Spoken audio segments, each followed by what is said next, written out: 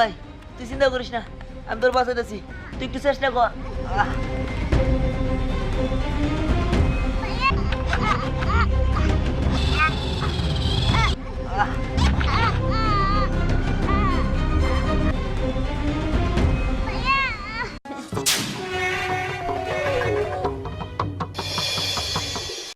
মা মা